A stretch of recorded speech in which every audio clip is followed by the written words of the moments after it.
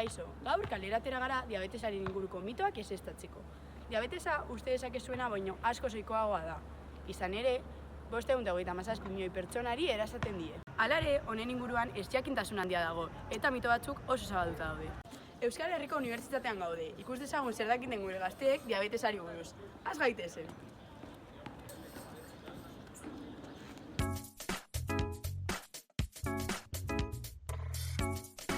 Mota bat baino gehiago badagoela, bat eta bi diabetesak, baina... Ez dakizu haien arteko ezberdintasuna. Larritasuna edo izango da. Uste dut dauzela bat baino gehiago, baina ez dakit oso ondo zein dan bakoitza. Eta daudela, lehenengo motakoa gaixotasun autoimmune bat dela, eta bigarrena intsulinarekiko resistentziarekin lotuta dagoela. 3 diabetes mota daude. Bat motako diabetesa ez da oso arrunta, edo zein adinetan ager daiteke. Mota honetako diabetesa duten gaixoen gorputzak ez du insulinarik sortzen, edo sortzen duen intsulina kantitatea oso txikia da. Izan ere, intsulina ekoizten duten zelulak kaltetuta daude immunitate prozesu baten ondorioz. 2 motako diabetesa aldiz ohikoagoa da, eta gehien bat pertsona helduetan agertzen da. 2 motako diabetesaren kasuan, bat motakoan ez bezala, gorputzak intsulinarekiko erresistentzia du, eta beraz, ez du modu eraginkorrean erabiltzen eskura duen intsulina. Azkenik, haurdunaldiko diabetesa dago. Izenak iradokitzen duen bezala, diabetes mota hau aurretik gaixotasuna pairatu ez duten emakumetan ager daiteke, haurdunaldian zehar, eta normalean erditu ondoren desagertu egiten da. Baina, ohikoa izaten da 2 motako diabetesa garatzea urte batzuk geroago, gutxi gorabehera 10 urte geroago.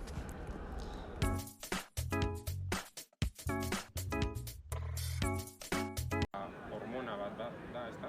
Bai. Haren gabezia sortzen du diabetesa.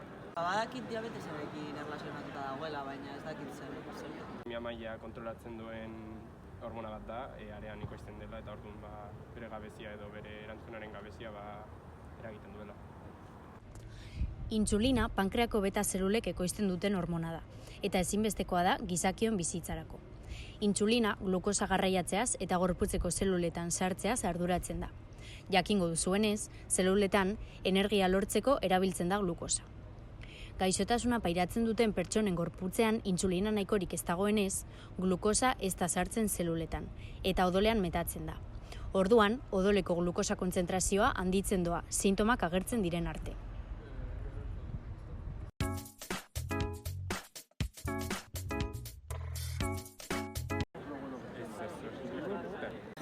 Ez dut uste, nik uste dute faktore bat baino gehiago dagoela. Ez uste dut batez ere bigarren motakoan bizimodua, elikadura talakoan eragina izan dezaketela. Diabetesaren garapenean eragina dute bai faktore genetikoek eta bai inguruneko faktoreek ere. Aldez aurretik baldintza genetiko jakin batzuk dituzten pertsonetan, birus baten infekzioak gaixotasuna eragin dezake.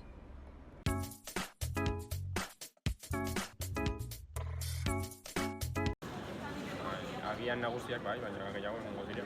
Ez dut uste, gehiago. Uste dut ez, gozea eta nika ere erlazionatuta egon daitezke.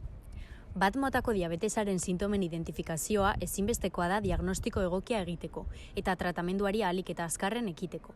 Agertu ohi diren lehen sintomak dira: egarri handia izatea, gozea izatea, uneoro nekatuta egotea, ikusmen lausoa izatea, oinetan inurridura nabaritzea, pisua galtzea elikadura egokia izan arren, eta sarri-sarri txizagura izatea.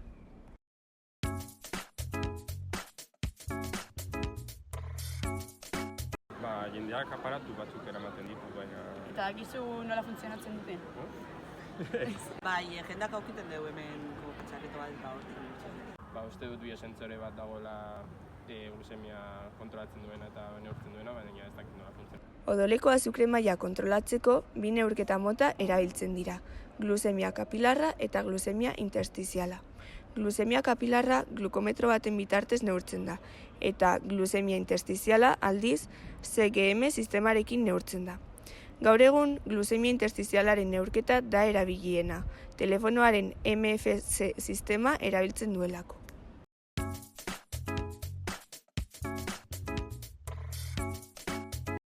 Ezin dute beraien beraiek nahi dutena edo denbora guztian horren pendiente egon behar dira. Ez dakit behar bada kirola egiterako ordua, jatera ordua, zailtasunak. ez dakit zehazki. Badakit gaixotasun metabolikoekin arazoak izan ditzaketela, baina ez dakit. Alde batetik, sentsore bioespezifikoak eta intsulina injekzioak etengabe erabili beharrak deserosotasuna eragin dezake. Gainera, deserosotasun horrek eragina izaten du osasun psikologikoan. Bestetik, kontuan hartu behar dira bizioiturekin zerikusia duten ekintzetan sortzen diren trabak. Kirola egiteko orduan, zenbait oztopo daude. Adibidez, kontaktuko kiroletan, sentsorea estali behar da horrek kalterik ez jasotzeko. Ez dakizu ezberdintasuna esatu. Ez dakit. Baina ez dakit nola funtzionatzen du. Egindako galdetegi txikiari esker ikusi dugunez, diabetesaren inguruko jakintasun handia dago, eta beraz, divulgazioa egitea beharrezkoa da. Laburbilduz, diabetesa gure burua etengabe zaintza eskatzen digun gaixotasuna da. Dena den, heziketa, prebentzioa eta ohitura osasungarrien bidez, sintoma hauek arindu daitezke. Beraz, laguntza egokiarekin posible da diabetesarekin ondo bizitzea.